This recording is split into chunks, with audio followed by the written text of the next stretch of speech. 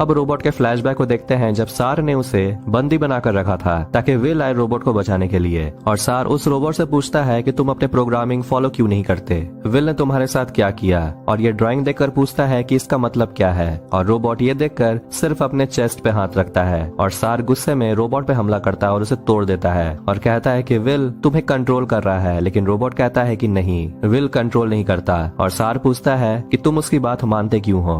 अब प्रेजेंट में सार अकेले विल से मिलता है और बताता है कि वो जब धोखे से विल को प्लेनेट बुलाया था तो सार उस ड्राइंग्स के बारे में कुछ जानना चाहता था। और विल सार को उस दिन के बारे में बताता है जब वो पहली बार रोबोट से मिला था, क्योंकि उसी दिन रोबोट अलग फील करने लगा था। और विल सार को समझाता है कि कभी कभी बदलाव होना स्कैरी लगता है, लेकिन कभी कभी बदलाव पहले से हमें बेटर भी बना देता है। और पूछता है कि प्रोग्रामिंग होता क्या है। और सार ये सुनकर अपने चेस्ट पे हाथ रखता है। और विल कहता है कि हमारा दिल भी एक तरह का प्रोग्रामिंग ही तो है, जो हमें कहता है कि हमें क्या करना है, हमारा फ्रेंड कौन है। और सार को एलियन स्कल दिखाता है और कहता है कि तुम्हारे मास्टर जिन्होंने तुम्हें प्रोग्राम किया वो अब यहाँ नहीं है, वो एक्सटिंक्ट या लुप्त हो चुके हैं। और वो जो भी तुमसे करवाना चाहते थे उसका अब कोई मतलब नहीं है। तुम जो चाहो वो कर सकते हो, तुम अपना प्रोग्रामिंग खुद बना सकते हो। और विल सार से पूछता है कि क्या तुम सैड हो, और सार कहता है नहीं। और यहाँ जान पाता है कि सार ने ही उन एलियंस को मारा है। और रोबोट डेंजर को सेंस कर लेता है और जॉन विल को ढूंढ लेता है। विल सार से पूछता है कि तुमने ऐसा किया क्यों। और सार कहता है कि वो सारे मास्टर्स को खत्म कर देना चाहता था, मतलब विल को भी। और सार विल को स्टैब कर देता है। और ये देखकर विल का रोबोट का चेहरा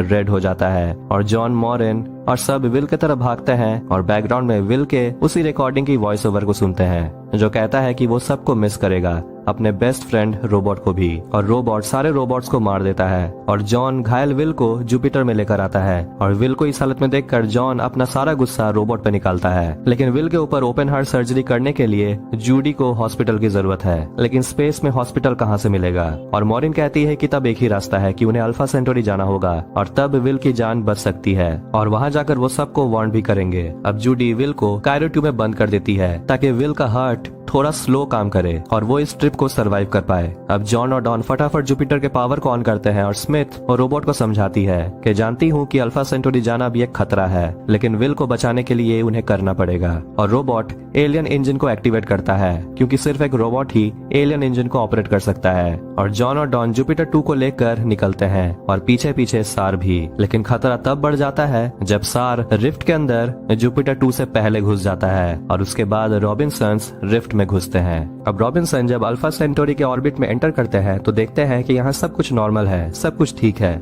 और विल का वाइटल्स भी स्टेबल है।